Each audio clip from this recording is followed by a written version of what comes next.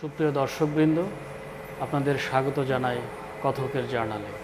আমরা চেষ্টা করছি সাহিত্য, শিল্প, ইতিহাস সংশ্লিষ্ট বিষয়কে আমাদের কথকের জার্নালের আলোচনায় নিয়ে আসার জন্য। আজ আমরা সাহিত্যের আড্ডায় সাহিত্য বিষয়ক আলোচনার জন্য সাহিত্যের কথকতায় অতিথি হিসেবে নিয়ে এসেছি আমাদের কথাসাহিত্যিক শিক্ষক চন্দন আনোয়ার স্যারকে। আমরা স্যারকে স্বাগত জানাই। স্যার, আপনাকে স্বাগত জানাচ্ছি। ধন্যবাদ স্যার, আমরা জানি আপনি দীর্ঘদিন ধরে সাহিত্য চর্চা করছেন, লেখালেখি করছেন। আপনার এই চর্চায় আমরা জানি প্রত্যেকটা মানুষকে সাহিত্যের কোনো না কোনো অনুষঙ্গ অনুপ্রাণিত করে। আমাদের এই অঞ্চলের বাংলা ভূখণ্ডের কারা কারা আপনাকে অনুপ্রাণিত করছে বা কাদের লেখা দ্বারা আপনি প্রাণিত? আপনাকে প্রথমেই বলে রাখি যে আমি লেখাপড়ার জীবনেও সাহিত্য নিয়ে অধ্যাপনা করেছি, লেখাপড়া করেছি এবং প্রায় 2 দশক ধরে সাহিত্য নিয়ে অধ্যাপনা করছি। ফলে সাহিত্যের সাথে আমার পরিচয় বলা চলে একেবারে কৈশোর থেকে এটি হয়েছে।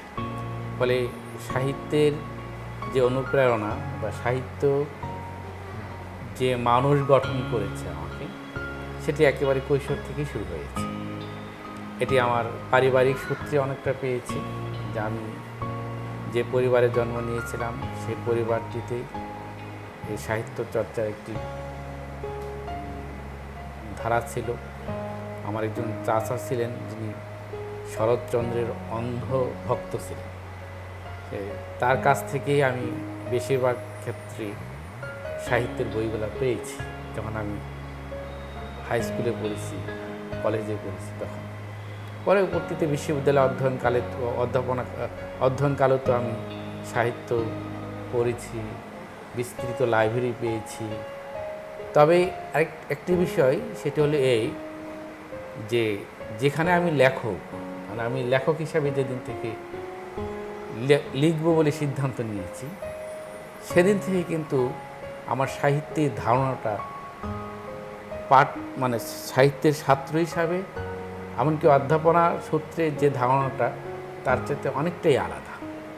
কারণ যদি আমি লিখছি আমি নিজেই ওই সৃজনশীলতার জায়গায় যাচ্ছি। ফলে আমার দেখাটা, আমার পড়াটা, আমার আর কোনো কাজই সাহিত্য সংক্রান্ত উপরের কোনো বিষয় থাকছে না, একেবারে অন্তর্গত বিষয়। সাহিত্য তখন আমার জীবনের সাথে জড়িয়ে গেছে, আমার চিন্তা, আমার বিকাশ এবং আমি মানুষ হিসাবে আমার যে অবস্থান, সব কিছুকে ব্যাখ্যা করার একটা জায়গা। ফলশ্রুতিতে এই লেখক হিসাবে আমি যখন আবির্ভূত হলাম বা আমি যখন লিখতে শুরু করলাম, সেই প্রায় 2 দশক আগে, তখন থেকেই কিন্তু আমি যথাসম্ভব চেষ্টা করেছি যে আমাদের বাংলা সাহিত্যে যারা বিভিন্ন সময়ে বিভিন্ন বাক বদলে গুরুত্বপূর্ণ ভূমিকা রাখেছে, এবং ধরুন মধ্যযুগের সাহিত্য থেকে শুরু করেছি আমি, যে রোমান্টিক যুগ কীভাবে হলো, মধ্যযুগে যে বৈষ্ণব ধারাগুলা তৈরি হলো কীভাবে, তারপরে কী করেই বা গীতি কবিতার যুগে আমরা প্রবেশ করলাম, কী করেই মাইকেলের আবির্ভাব হলো, কী করে আমরা কথা সাহিত্যে আসলাম। এই বিভিন্ন পথ চলার পথে পথিক যেমন বিভিন্ন বাঁকে বা মরে গিয়ে বিস্মিত হয় না, যে এই জায়গাটি কী হলো, কোথায় গেল, কীভাবে এলো, এখানে এত বড় একটা গাছ কীভাবে জন্ম নিল। তো এরকম সাহিত্যের জায়গাতেও কিন্তু আমি এরকম একটা বিষয় তৈরি করেছি। আপনি বিশ্বাস করবেন না, আমি দীর্ঘকাল কিন্তু ভেবেছি যে মাইকেলের মতো প্রতিভা, মাইকেল মধুসূদনের মতো প্রতিভা এ বাংলায় কী করে জন্ম নিল। বহুকাল ভেবেছি আমি যে হতে পারে যে কোথায় 1000 বছরের মধ্যযুগের সেই বৈষ্ণব, সেই রাধাকৃষ্ণের কান্নার চিৎকার, সে কি বিরহ বেদনার যুগে সেখানে রাবণের মতো একজন চরিত্র চলে আসলো, সব কিছুকে ভেঙে নতুন করে তৈরি করলেন। হিমালয়ের মতো দাঁড়িয়ে গেছে একজন মানুষ, একজন বাঙালি। এটা ভাবা যায় এই জনপদে। আমি এই বিষয়গুলো আমার তৈরি হয়েছে। তার পরবর্তীতে আরও বিষয়গুলো এসেছে রবীন্দ্রনাথে এসে, যে এরকম বাঙালিও পৃথিবীতে আসবে কোনো একদিন। বাঙালির এই প্রায় 2500 বছর ধরে কি তাকে কখনো ভেবেছিল যে একেবারে সারা পৃথিবীকে সে বাংলার সংস্কৃতি, বাংলা ভাষা এবং বাংলা একটা আঞ্চলিক ভাষা, কিন্তু একটা বিশেষ অঞ্চলের মানুষের ভাষা, সে ভাষা সে অর্থে তেমন কোনো প্রচার নেই, প্রসার নেই, সে সংস্কৃতির প্রচার নেই। এমনকি এই ভাষাটা চিরটা কাল ধরে এই শাসকের দ্বারা নির্যাতিত। বাংলা সাহিত্যের বিভিন্ন সময়ে যে বাক বদলগুলো হয়েছে, বাক বদলের জায়গাগুলোতে কিন্তু আমি দাঁড়িয়েছি একজন লেখক হিসাবে, এবং দাঁড়িয়ে আমি কিন্তু যতটা সম্ভব নিজেকে প্রশ্ন করেছি, অপার বিস্ময়ে আমি তাকিয়েছি। আপনাকে একটা জিনিস মনে রাখতে হবে, যে কোনো জিনিসকে দেখার কিন্তু দুটি দিক আছে, একটা স্বাভাবিকভাবে দেখা, আর একটা জিজ্ঞাসা চিহ্ন দিয়ে বিস্ময় নিয়ে দেখা। স্বাভাবিকভাবে একটা জিনিসকে মনোনীত হতে পারে যে এই গাছটা এমনি দাঁড়িয়ে আছে, কিন্তু আপনি যখন জিজ্ঞাসা চিহ্ন নিয়ে দাঁড়াবেন, বিস্ময় নিয়ে দাঁড়াবেন, তখন তার মধ্যে অনেক কিছু কিন্তু আবিষ্কৃত পর্যবেক্ষণ আসবে।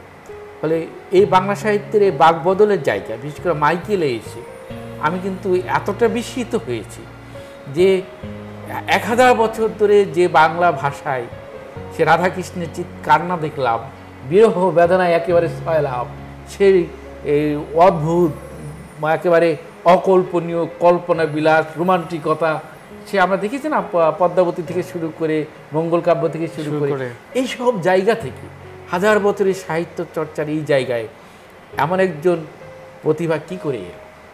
তখন কিন্তু আমি অনেকগুলো প্রশ্ন পেয়েছি, উত্তর পেয়েছি। যে মাইকেল কিন্তু খেয়াল করে দেখবেন, মাইকেল কিন্তু অস্বীকার করেছে। মনে রাখতে হবে যে বড় প্রতিভা বা বড় বিপ্লব, বড় অর্জন মানে অস্বীকার, মানে প্রত্যাখ্যান। কিন্তু আমি দাঁড়িয়ে নতুন কিছু বলা এবং একা একজন মানুষ পৃথিবীর একটা সময় আমার ধারণা ছিল, রবীন্দ্রনাথের একটা গান আছে যে যদি তোর ডাক শুনে কেউ না আসে একলা চলো। আসলে পরবর্তীতে আমি আবিষ্কার করলাম, এটা আমি আরেক জায়গায় বলেছি, যে একা বড় বিপ্লব একা একজন মানুষই করে। মাইকেল করেছে, রাবণ এনেছে। রাবণের সৃষ্টি কিন্তু বাংলা সাহিত্যে একটা বিশাল বিপ্লব, এত বড় বিপ্লব। তার পরবর্তীতে আমি রবীন্দ্রনাথের কাছে এসেছি, রবীন্দ্রনাথের কাছে এসে কিন্তু আমি কিন্তু অনেকভাবেই কিন্তু ভেবেছি যে এরকম প্রায়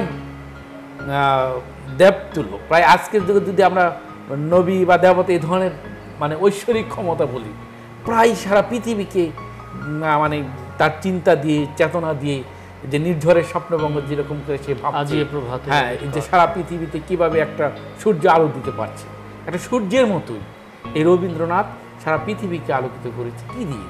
এই ছোট্ট একটা আঞ্চলিক ভাষা দিয়ে।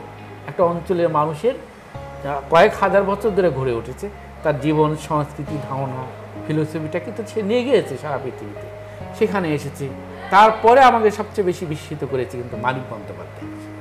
মানিক বন্দ্যোপাধ্যায় এসে যখন আমি তার প্রাগৈতিহাসিক পড়েছি, আপনি বিশ্বাস করবেনই না যে প্রাগৈতিহাসিকের মতো গল্প বাংলা সাহিত্যে লেখা যায়, ভিখুর মতো চরিত্র হতে পারে, করা যায়, এটি কিন্তু আমি ভাবি। মানে আমার ভাবনাগুলা প্রতি মুহূর্তে ভাঙচুরের মধ্যে দিয়ে এলোমেলোর এইভাবে হয়েছে। তারপর আমি পথের পাঁচালীতে অপু দুর্গার কাছে এসে আবার অন্যরকম বিস্মিত হচ্ছে।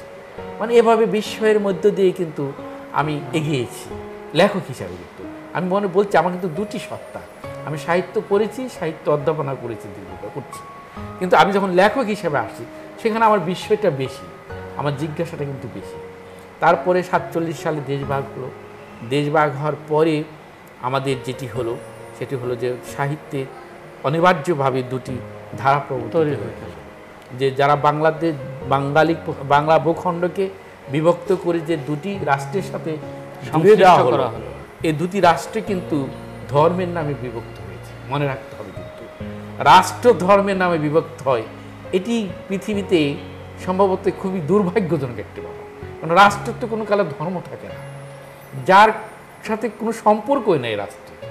ভূখণ্ড, প্রকৃতি, মানুষ, তার সাথে ধর্মের সম্পর্কটা কি? ধর্ম তো আমার ব্যক্তি।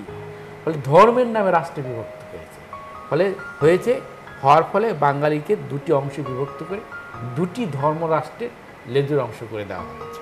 ফলে আমরা যে অংশের হয়েছি, আমি যে এখন যে ভূখণ্ডে আছি, আজকে যে স্বাধীন দেশ, যাদের সাথে আমরা অংশীভুক্ত হয়েছিলাম, তারা হয়তো আমরা একই ধর্মের, কিন্তু জাতিগত যে বৈশিষ্ট্য, জাতিগত অর্থনৈতিক যে ধারাবাহিকতা, এবং সাংস্কৃতিক বৈশিষ্ট্য, কোনো কিছুই তাদের সাথে আমার মিলছে না। শুধুই ছিল ধর্মের একটা মিল।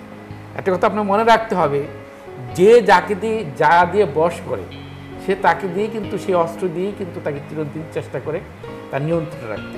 আমরা দেখলাম যে পাকিস্তান হওয়ার পর থেকে তারা কিন্তু ধর্ম দিয়েই আমাদেরকে শাসন করতে চেয়েছে, কারণ ধর্ম দিয়ে কিন্তু তারা আমাদেরকে, আমরা একভূত হয়েছি।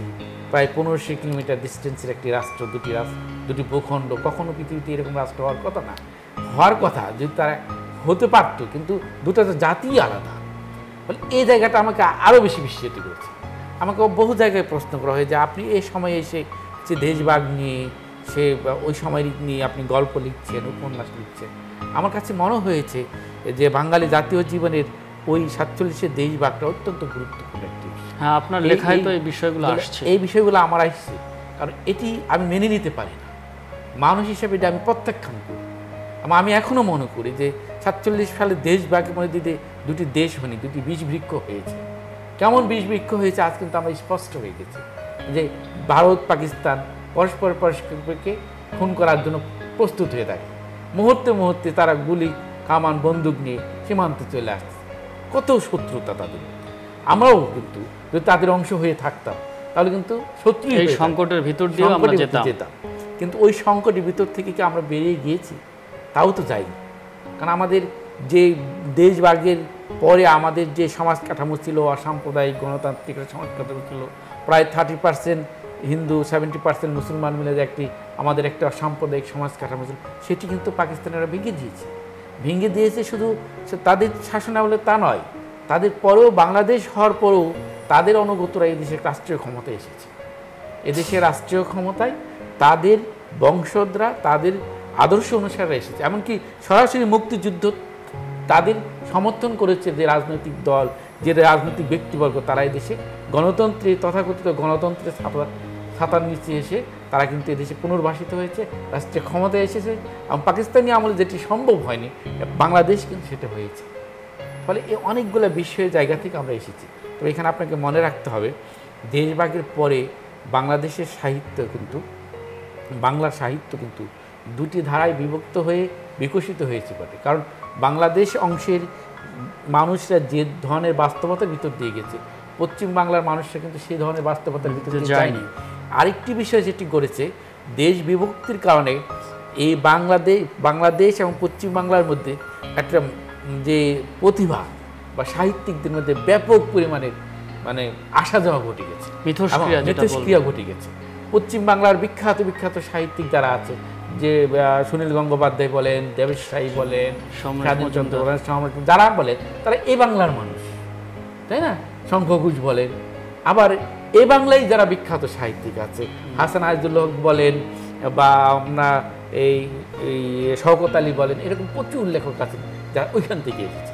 এই যে এই মিথস্ক্রিয়াটা ঘটে গেছে, এটি কিন্তু বাংলা সাহিত্যের একটা মধ্যবর্তী একটি জায়গা তৈরি হয়েছে। ফলে দেশ বিভক্ত হয়েছে বটে, কিন্তু সাহিত্য কিন্তু সেই অর্থে বিভক্ত হয়নি। এবং সাহিত্যের যে জায়গাটি বিভক্ত হয়নি, কিন্তু সাহিত্যে বিষয়গত কিছু পার্থক্য ঘটে গেছে। যেমন ধরেন 47-এর দেশভাগের পরে এদেশের সাহিত্যিক যেভাবে যে বিষয়গুলো নিয়ে লিখছে, কিংবা মুক্তিযুদ্ধোত্তর সময়কালে যে সাহিত্যিকরা লিখছেন, সেই রকম কিন্তু পশ্চিমবাংলার সাহিত্যিকরা সেই বাস্তবতা নিয়ে লিখছেন। কারণ তারা তো ভাষা আন্দোলন দেখেনি, তারা তো পাকিস্তানিদের এই স্বৈর শাসনে পড়েনি, তারা তো জীবনও দিতে হয় না। তারা তো মুক্তিযুদ্ধের মতো এরকম ভয়াবহ একটা তাণ্ডবের মুখোমুখি দাঁড়ায়নি, তারা মুক্তিযুদ্ধের মতো এরকম ভয়ঙ্কর ধ্বংসযজ্ঞের মুখোমুখি দাঁড়ায়নি, তারা এইভাবে একটা স্বাধীন রাষ্ট্র হতে পারেনি। তারা একটা রাষ্ট্রের একটা মাত্র অংশ হিসেবে আছে, তাই না? তাদের দেশে তাদেরকে বাধ্য হয়ে ওই হিন্দি ক্লাস করতে হচ্ছে, তাদের বাধ্য হয়ে ইংরেজি মেনে নিতে হচ্ছে, তাদের বাধ্য হয়ে তো অল ইন্ডিয়ান সংস্কৃতিতে অনেক কিছু গ্রহণ করতে হচ্ছে। ফলশ্রুতিতে বাংলাদেশের আমরা 47-এর পরেই আমি কিন্তু বাংলাদেশের সাহিত্য বলি এই কারণে যে 47-এর পরে আজকের যে বাংলাদেশ, এই বাংলাদেশটি যে চেতনার উপর, যে বৈশিষ্ট্যের উপর, যে মৌলভিত্তির উপর দাঁড়িয়ে আছে, সেটি 47-এর পরেই কিন্তু শুরু হয়েছে। এবং তারা কারা তৈরি করছে আপনাকে মনে রাখতে হবে, সৈয়দ ওয়ালিউল্লাহর পরে থেকে শুরু করে একেবারে তরুণ যারা, সৈয়দ শামসুল হক, শামসুর রহমান, সর্দার জয়নুদ্দিন, তারপরে বেলাল চৌধুরী, আল মাহমুদ, হাসান আইজুল হক, আখতারুজ্জামান ইলিয়াস, জ্যোতিপ্রকাশ দত্ত, একটা বিশাল একটি সমারোহ কিন্তু আমাদের এসেছে। তখন তাদের বয়স কত? 25 থেকে 30-এর মধ্যে, আরও কম 20 থেকে 30-এর মধ্যে তারা বয়স ওঠানামা। একটা তরুণ প্রজন্মের হাতে কিন্তু বাংলা সাহিত্যের প্রতিনিধিত্বের দায়িত্ব পড়েছে বাংলাদেশের সাহিত্যে। এটি ওই দিক দিয়ে আমরা যারা যারা পশ্চিম বাংলায় গিয়েছে তারা যেভাবেই হোক কলিকাতা কেন্দ্রিক তো তারা সাহিত্য চর্চা করছে। ফলে তারা কিন্তু সেই বঙ্কিম থেকে শুরু করে, সেই ঈশ্বরচন্দ্র বিদ্যাসাগর থেকে শুরু করে, সেই রবীন্দ্রনাথ থেকে শুরু করে তারা কিন্তু একটা ঐতিহ্যের মধ্যেই আছে, একটা ঐতিহ্যের ধারাবাহিকের মধ্যে কিন্তু তারা আছে। কিন্তু আমরা কিন্তু নেই, আমরা কিন্তু ওই ঐতিহ্য নিয়েই আমরা এসেছি বটে, কিন্তু আমাদের এই যে ৪৪-এর পরে আমাদের যে বাস্তবতাটা আইডেন্টিটিকে আমাদের সাহিত্যকে আনতে হয়েছে, এবং সাহিত্যকে এই আইডেন্টিটিকে সাহিত্য দিয়ে প্রতিষ্ঠা করার জন্য লড়াইও করতে হয়েছে। যে কারণে আমাদের এই সাহিত্যের এই জায়গাগুলা আমি লেখক হিসাবে চেষ্টা করেছি যে এইসব জায়গাগুলো, বিশেষ করে বাঙালি জাতীয়তাবাদী যে চেতনা, যে বাংলাদেশের যে রাষ্ট্রটি যে চেতনার উপর দাঁড়িয়ে আছে, সে চেতনাটি যে অসাম্প্রদায়িক গণতান্ত্রিক যে চেতনা, যেটি হাজার হাজার বছর ধরে বাঙালি লালন করে এসে, ওই চেতনার জায়গাটিতে আমি চেষ্টা করেছি। এবং আমি এই যে পশ্চিম বাংলা থেকে যে নির্বাচিত 30 বইটি বেরিয়েছে, তার ভূমিকাপত্রে কিন্তু আমি লিখেছি যে রাষ্ট্র হয়তো দুটি বিভক্ত হয়ে গেছে, রাষ্ট্রীয় প্রয়োজনে হয়তো আমাদেরকে এখন পশ্চিম বাংলার সাথে একটা দূরত্ব তৈরি হয়েছে, কিন্তু সাংস্কৃতিক বিভাজন কিন্তু হয়নি। আপনি এখন পশ্চিমবাংলার যে কোনো জলপাইগুড়িতে গিয়ে, কুচবিহারে গিয়ে, কলকাতা থেকে যে কোনো চায়ের দোকানে গিয়ে আপনি বলবেন দাদা আমাকে এক কাপ চা দেন, আপনি এখানে যেভাবে বলছেন সেখানে একইভাবে বলবেন। জীবন একটা, সংস্কৃতি একটা, এক রবীন্দ্রনাথ, এক নজরুল, এক জীবনানন্দ দাশ, সব এক, কিন্তু পার্থক্যটা কি? এই রাষ্ট্র বিভক্ত হয়েছে, কিন্তু আমাদের বাঙালির জাতিসত্তা কিন্তু বিভক্ত হয়। এই জন্য কিন্তু আমি বলেছি যে আমি হয়তো দেখে যেতে পারবো না, হয়তো আমার কয়েক প্রজন্ম দেখে যেতে পারবো না, কিন্তু বাঙালি তার সাংস্কৃতিক প্রয়োজনে, তার ঐতিহ্যের প্রয়োজন, তার ভাষাগত প্রয়োজনে হয়তো কোনো এক সময় আবার এক হবে, এক সব হওয়াটাই স্বাভাবিক। হ্যাঁ, আমরা একদিক থেকে এক আছি আমাদের ভাষাগত এবং সাহিত্য চর্চায়, কিন্তু বর্ডারলাইন সিচুয়েশন, আমাদের ভৌগোলিক সীমারেখা কিংবা কাঁটাতার আমাদের এক হতে দিচ্ছে না। তারপরেও আপনি স্বপ্ন দেখছেন যে বাঙালি কোনো না কোনোভাবে এক হবে। এই এক হওয়া আমাদের রাষ্ট্রীয় সীমারে না হলেও আমরা আত্মিকভাবে আছি এবং আরও বেশি একনিষ্ঠ হচ্ছি। আমরা একটি আপনার সাহিত্যের বিষয় বৈভবের মধ্যে আমরা দেখছি দেশভাগ, আমাদের শেকড় সন্ধানী, অনুসন্ধিচ্ছা, এই বিষয়গুলো আছে। এর পাশাপাশি সাহিত্য নিয়ে আপনার সামনে পরিকল্পনা বা আপনার চিন্তা কি? আসলে কি, জীবনটা তো এখন জীবনের দুটি কাজই এখন করছি, এক হলো লেখালেখি যতটুকু পারি, আর হলো অধ্যাপনা সাহিত্যে।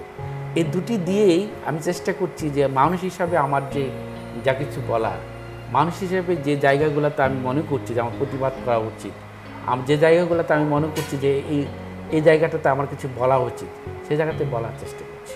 এছাড়া তো আমরা আর কী করতে পারবো? আমরা বড় ধরনের সমাজ বিপ্লব, রাষ্ট্র বিপ্লব তেমন কিছু তো করতে পারছি না।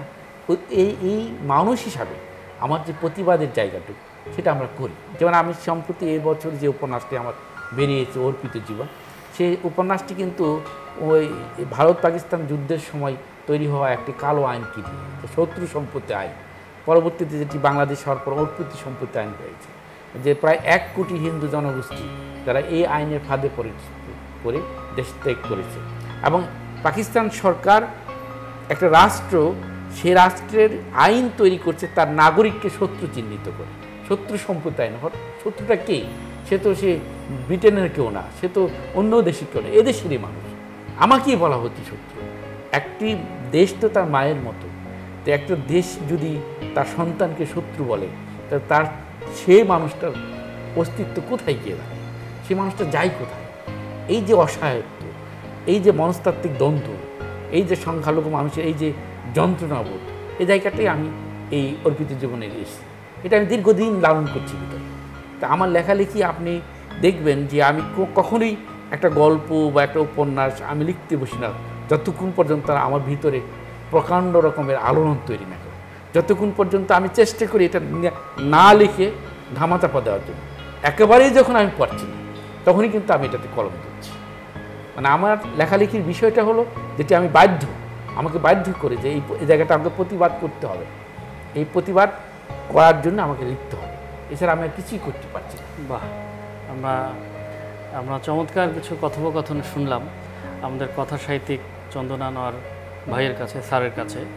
আমাদের সাহিত্য চর্চার এই জায়গাগুলো, একজন লেখকের কথা সাহিত্যের এই অভিব্যক্তিগুলো আমরা যারা তরুণ সাহিত্য চর্চা করছি কিংবা তরুণরা যারা করবেন, তাদের চিন্তার খোরাক হিসাবে, তাদের মননের খোরাক হিসাবে, আমাদের পাথেয় হিসেবে থাকবে।